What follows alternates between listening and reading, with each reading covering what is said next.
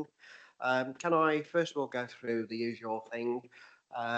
Would remind members that this meeting is being recorded and is being broadcast, I believe, on the internet.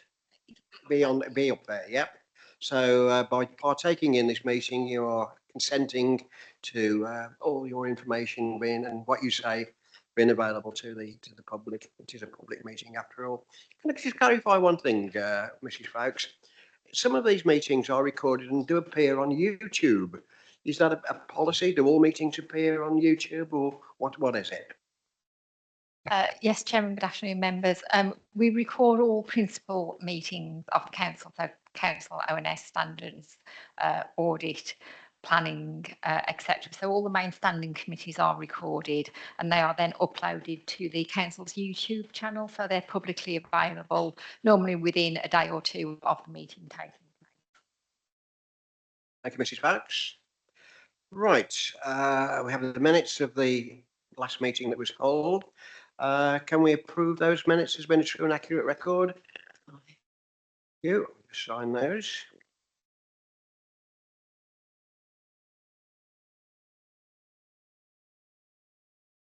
I suppose. Thank you.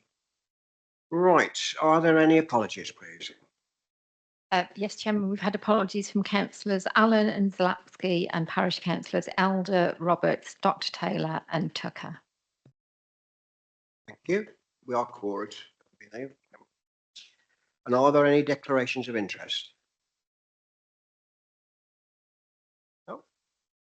I will go straight into the agenda then. And can I welcome Mrs. Rhodes to our meeting, who's responsible for the health and safety throughout the district council. And Mrs. Rhodes is going to address us on the annual corporate health and safety update. And I note that there is also a paper about stress management and staff well-being, and we're not expected to make decisions on this today. This is for our information, but I'm sure Mrs. Rhodes will talk through that, and if we've got any questions, I'm sure she'll be only too willing to answer those. But it will be coming back to the committee at a point in the future for ratification and adoption by the council. So Mrs. Rhodes, over to you. Thank you, Chair. Good afternoon, members. The purpose of the report, it's the annual report which updates on progress in relation to corporate or internal health and safety. So that's the safety of staff, yourselves as members, and also any visitors to council premises.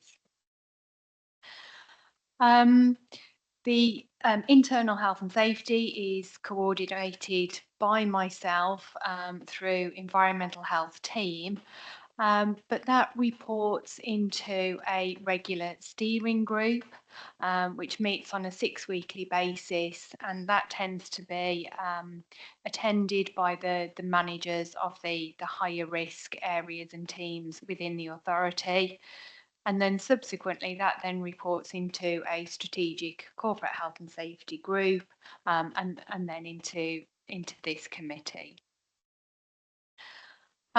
We do maintain a health and safety area on the core, which is available to members and to all staff, where we retain all the health and safety documentation, policies and information. So over the last year, there's been activity in updating the health and safety policy. We reviewed the existing policy, and that's now provided on the internal website and has been implemented. We continue with providing a team of trained first aiders and fire marshals. That's within this premises, but also in some of our on some of our other sites, including Baggeridge, the leisure centres, obviously, and there is some enhanced training for lifeguards as well within leisure centres. We have some staff who are trained in evacuation, so that's particularly for those who are less able or who are unable to use the staircases, but we now have refuge areas within the staircases so they can safely take anybody down the stairs who's unable to use the stairs. And likewise, we've also done some training. We've got 2 key members of staff who've been trained in lift evacuation. So in the unlikely event that the lift gets stuck, we do have some individuals who are on site who are trained in evacuation. Over the year, we've also done quite a lot of work on the lockdown policy. We've developed a policy and a procedure that we can implement in the event that we do get a significant incident that would require the lockdown of the hub. We have installed an alarm system with call points, which is a very different sound to the fire alarm system. They've now been installed and we're just waiting for final commissioning and testing of that system before we roll that out. Once that's been done, we will then roll out briefing sessions to staff, tenants and members, and that will be tested on a regular basis. This is partly as well in preparation for Protect Duty and Martin's Law, and officers do attend the Staffordshire Protect and Prepare Board, which is chaired by Staffordshire Police in relation to counter-terrorism, so officers are updated and aware of the current position. We do have a duty in relation to tree safety, particularly for the trees for which we have responsibility. And as you will be aware, a tree inspector has been appointed and has been undertaking inspections and assessments of those trees where we have responsibility. They have been assigned a sort of risk rating, and that will then feed into a programme for future inspection of those trees. We do undertake some health surveillance. This is generally in relation to street scene staff and staff at Baggeridge Country Park who are using power tools, so things like trimmers, that type of equipment, hedge trimmers. We have tried, or we certainly have, when we've purchased new equipment, to look at equipment that is a less risk in terms of hand-arm vibration and also noise and noise-induced hearing loss. But we do continue to do some audiometry. So we've got a baseline of staff, so we continue to get an update on an annual basis with audiometry and hand-arm vibration as well. As you're aware, across our estates, there are several construction projects which are ongoing that are managed by our commercial and enterprise team, and they regularly update the health and safety team and the steering group as to progress and the audits that are ongoing on those sites and feedback into the team. And I'm pleased to say that recent audits have been very good, so we don't have any concerns. We continue to review all of the risk assessments that we have. We review those on an annual basis, or if there's an incident or an accident, we'll review before the annual update. And we also update policies as required, one of which being the stress and wellbeing policy, which I've included in the report for your information, but we will bring that back for ratification at the next meeting. You may remember when I last reported, we'd had an incident while it was very cold and there was ice at Baggeridge Country Park, where unfortunately a gentleman and dog fell into through the ice. The dog had got onto the ice and the gentleman went to rescue. Gentleman was okay, went to hospital with hypothermia, but was okay. But that encouraged us really to review open water safety and particularly access to life buoys. And some of the equipment that we had, the life-saving equipment that we had on site, was being vandalised quite regularly. They were disappearing, so we have identified some specific sites where we've now provided the lockable devices. So they work in a very similar way to the defibrillators that are locked, but if somebody calls 999, there's a code and they can just be unlocked. So there is quick and easy access to them, but they're not so easy to be sort of tampered with and taken away. We've done some work on the induction programme, and health and safety now forms an element of that as well. And I'm pleased to say that in October last year we were accredited with the Workplace Wellbeing Charter for health at work, and health and safety and evidence of the work that we did formed quite a part of that as well. And since the last update, there have been no accidents or ill health that have been reportable accidents, so reportable to the HSE. We have had some minor accidents, but nothing that has been reportable. So going forward, the team will continue to support health and safety of construction sites. In particular, that's one of our highest risk areas. We advise on health and safety in relation to accidents, and would also continue to investigate any accidents or incidents. And we've also just we've had an internal audit into health and safety, so if there's any recommendations from that, then we'll work on implementing those. Chair, thank you. That concludes my report, but happy to take any questions. Thank you very much, Mrs. Rhodes. I'll take questions from the floor. Anyone with any questions? Councillor Brindle?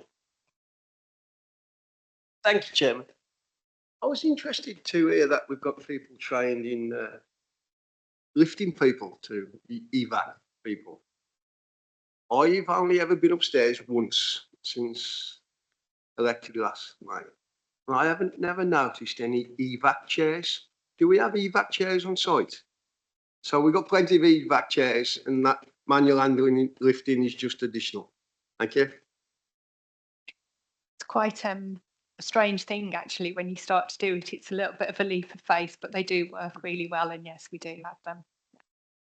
Yes, I'm mindful of when I used to work for the health service, and we had to have regular fire drills, and there were the beds where you could wrap from handles from the bottom of the bed, from the bottom of the mattress, and then yank the whole thing off with the patient still in the bed. And you could bet your life on these training sessions, it was always the heaviest person that was elected to go in the bed and be pulled off there. That's another one. Any other questions? Councillor?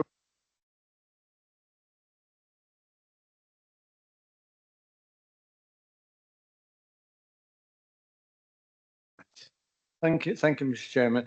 Yeah, it's a couple of queries I've got on using equipment which they get vibration from. Is there a time in which they must, is stipulated they have to have a break? Because continually working through the day using one of those can affect your hands, especially, and then also if it's noisy, hearing. I just wondered if there's a break clause in there for them. So that's done on an individual risk assessment basis, dependent on the individual and the tools that they're using as well, and the type of work that they're doing. But yes, there are sort of appropriate break periods or a specific maximum duration of time to use the equipment. Thank you. The other one was the safety equipment around water. And you said that, of course, of vandalism, you set up similar to a defibrillator. How easy is it to open that up when you're in a panic situation? Somebody that's never opened one before, perhaps. So very similarly to the defibrillators, there's instructions on the outside, dial 999 if it's required. And there's a sort of map of where they all are. So emergency services have the log of them and have a key code, and they will just tell whoever it is on the end of the line, they will tell them the code to put in, and that releases the lock, and then they can have access to it. Any other questions? Thank you, Chairman. Yeah, on the EVAC chair situation, I had actually witnessed it happening in Purton a few weeks ago. They were actually having the training, and I'd never seen it before. It was quite fascinating, and the girls were actually taking quite a heavy gent down the stairs, and it's really, if you've not seen it, it's worth witnessing. And on the water safety devices, as you know, we've got 2 lakes in Purton, and they were being vandalised. The lifeboats, they were life belts, and they've been replaced with the new. To my knowledge, there's been no problem at all. Very much like, as you say, like a defib, and never had to use one, to be honest with you. I hope we never have to, but I believe they are sort of pretty straightforward. But I take on board what you say about if you're in a bit of a stress situation, it could be a little bit difficult, but nevertheless, they're very, very useful, but very, very good things to have around. So thank you, Jenny, for your thoughts on that. Any other questions? Councillor Brindle? Just for Jenny's information, I've got loads of DVDs all about those evac chairs and all that sort of stuff. That's what I do for a living. If you ever want some, you can have them. I've got loads of different DVDs. Any other questions or comments? Just a quickie from me, Jenny, actually. Do we take part in the ROSPA 5-star safety award at all? We haven't for a long time, no. But we have sort of external verification from our insurers, who gave us a very good report last year, and also our own internal audit as well. And officers who look after internal health and safety also take part in a sort of West Midlands Health and Safety Officers group. So that's opportunity to share good practice as well. Thank you. Again, from my own experience, I came across rather an ironic situation a few years ago.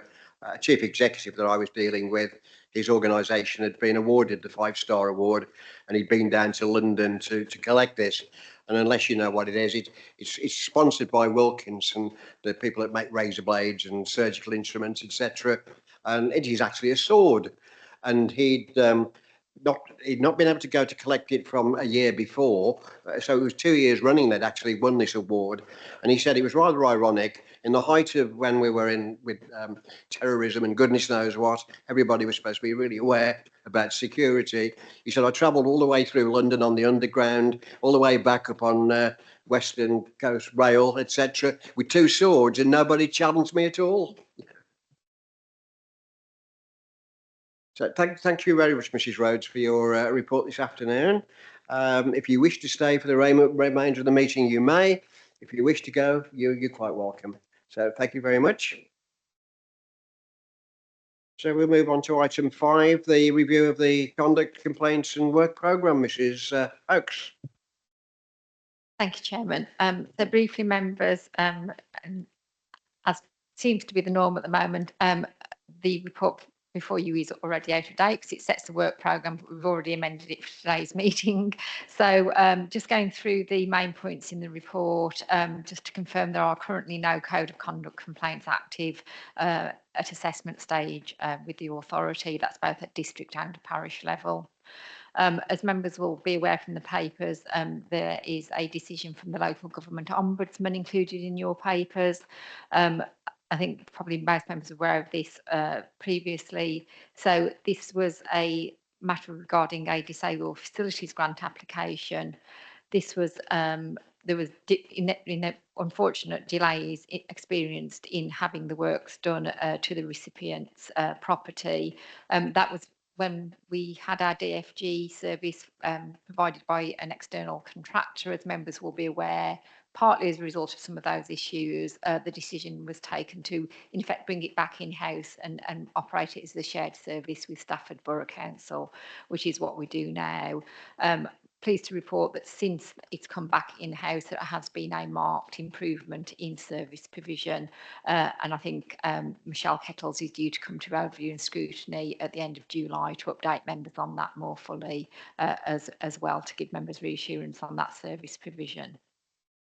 As you'll see from the decision, the council had offered compensation to the complainant. That was rejected initially by the complainant, but the LGO did agree that that was an appropriate amount of compensation to offer.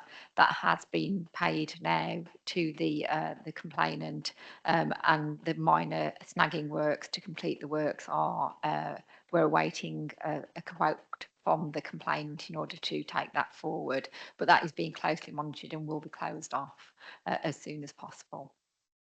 No formal complaints on which to update members in the year so far, and touch wood, no significant data breaches either to make members aware of any issues. As members will be aware, kind of connected to data protection is cyber security, and we constantly do testing around our cyber security offering to make sure that we're as protected as possible. Obviously that is being heightened again now we're in a pre-election period, but that is an ongoing matter which members will be aware of. There's been some recent testing with members, and that takes place with officers as well. So the work programme is as set out in the report at 3.8, with the additional item on today's agenda, which at the request of the chairman was added to today's agenda. But as always, members, you know, this is a framework for reports to come forward to you over the year, but invariably it almost certainly will change as we go forward. Happy to take any questions, Chairman. Thank you, Mrs. Foulkes. Are there any questions or comments? Thank you, Chair. It's just about the Ombudsman's final decision, not this particular case, but roughly how long does it take for a case to actually reach the Ombudsman before it actually gets resolved one way or the other? Thank you. It varies at the moment, and I think the Ombudsman would accept this. There is a delay with the Ombudsman determining matters. So, for example, I know that we had a complaint that went through to the Ombudsman in November. It is only literally just being assessed and determined by the Ombudsman. So they will accept that there has been quite a significant delay in their casework over the past few months. Any other questions? Councillor Reid. Thank you, Mr. Chairman. I just want to reiterate what Mrs. Foulkes said about the fact that the report regarding the Ombudsman was, discussed at overview and scrutiny.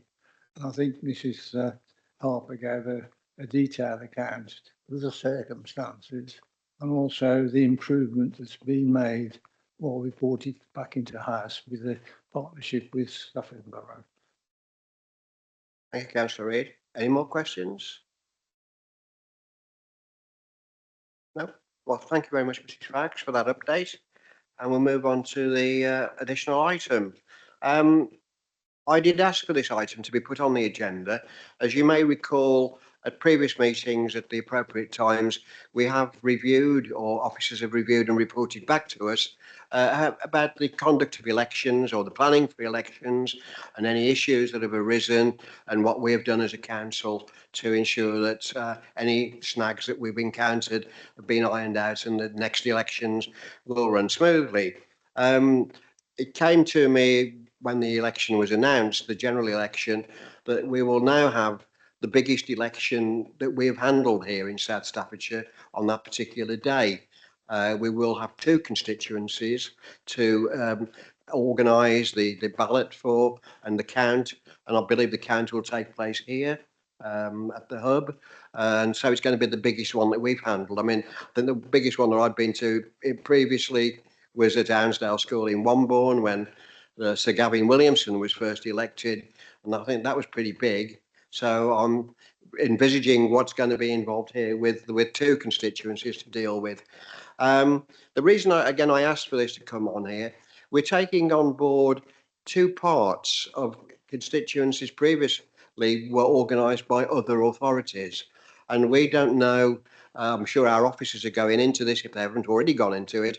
We don't know what happened with those constituencies in previous elections, what sort of issues they may have encountered, and what they've actually done to counteract any issues that were raised by the public or the organisation of those polls. So I just wanted to make sure that we were taking into account all the things that we need to, previous conduct, etc., so that first of all, our officers were covered in case of any problems in the future. That we could say that we'd done our part of it, and we'd ensured that we were, to the best of our knowledge, best of our experience, that there were going to be no snags. And we as a committee were also confident about that. So that was the reason I raised that. So is there anything you want to say, Mrs. Fowles, about that? Thank you, Chairman. So just briefly, members, just a few facts and figures on numbers around the forthcoming election. As the Chairman has said, it is the biggest event that we as an elections team will have dealt with. So we have an electorate across the two constituencies of approximately 142,000 people. If we base the figures on a rough 70% turnout, which is around where we normally are for general elections, then that means we were processing something like 100,000 ballot papers and counting those overnight on the 4th to the 5th of July. The 2019 turnout general election was 68%, so we're working on around that 70% turnout figures on all of our projections for staffing, etc. We're anticipating issuing around 25,000 postal ballot papers and using 133 polling stations across the two areas. As members may be aware, we've got the Kings Winford and South Staffordshire constituency, and we've got the Stone Great Worley and Penkridge constituency. So we're taking in some voters from the Stafford Borough Council area into that top constituency, and we're taking in some voters from the Dudley Metropolitan Borough area from the Kings Winford and South Staffordshire constituency. So considerably more complex than previous elections for us. We will be employing over 500 members of staff throughout the preparation and delivery of the election. That's including all polling station staff and count staff. Our furthest polling station is in Fradswell, Stafford, which is actually 28 miles from the community hub. And as the Chairman mentioned, we'll be using the community hub as a dual count venue. So the top floor of the community hub, where in effect the offices are for the district council, will be pretty much cleared and used as count venue. Obviously the separate constituencies in each of the wings. To hopefully give you some assurance, the Becky Harris, who's the corporate support manager and oversees elections operationally, is working very closely with her counterparts at both Dudley and Stafford councils to make sure we do have smooth delivery of the election. We have appropriate agreements in place, including data sharing agreements, to make sure that we can share that data across the registers, etc. And we have regular elections meetings to make sure everything is as prepared as possible. In fact, I have one immediately after this committee. So hopefully to give you reassurance, members, we do have significant plans, as you'd expect, in place. We have contingency plans in place as well for hopefully every eventuality. But as with all these things, until it actually runs through, we won't know how effective our planning has been. But we are as certain as we can be that we've prepared for this election appropriately, and we will be able to deliver a safe and effective election for both of the constituencies. Happy to take any questions, Chairman. Yeah, Councillor. Thank you, Chair. Will any police officers be specifically detailed to the election operation, or will they just be where they are and used if needed? Thank you. So again, we're liaising with the police on police presence. So in effect, what the police say is, do we have any kind of particular areas that they want them to be present at? So we're liaising with the police on that. We understand that the police will be present at the count venue on the evening as well. But ultimately, those are the risk assessment matters for the police to undertake. But we are liaising closely with them on that. Any other questions? Thank you, Mr. Chairman. I think our experience in the last election for the police and fire has given us an insight of probably the pluses and the minuses. So that's given us a good feeling of how to cope here and what we're going to look out for. So that little bit of experience helps, I think. Thank you, Councillor Reid. Yeah, I said, I raised this just to make sure that we are covering all the eventualities. I've got no specific issues that I'm concerned about with our staff. As you rightly say, along with other members of this, or some other members of this committee, I've been involved with the Standards Committee for quite a few years now, as Mrs. Holmes has, as you have yourself, Councillor Reid. And we always, after every election, have a review with our officers, and we put right any issues that we've noted. I think in your own ward, previous ward, there were issues with the polling station in Lower Penn Village, access issues and things like that. I can recall access issues at Ivoli, with the pub that was being used, and there are all little things like that we've done in the past, and we've ironed them out. I'm not sure whether the other two authorities that will be involved, that we're taking over from, whether they have standards committees, because there was not a legal requirement to have a standards committee at one time, was there, Mrs. Oakes? There's a requirement to have a oversight body for standards types issues. So various authorities call it various things, but each authority will have a committee that has oversight of election matters, but it does vary from authority to authority. Thank you. Again, as I say, from my own experience, I believe there is quite a range of capabilities and actions that have been taken following elections. I'm confident about what we've done in South Staffordshire. I think we need to be, because we will be ultimately accountable. Well, the returning officer is the person ultimately accountable, but we have some accountability in this process just below that, the returning officer. So I just wanted to make sure that we were covered, and more importantly, that our staff are covered, and we've taken every step that we can to ensure the reputation and the quality of the service that we're providing.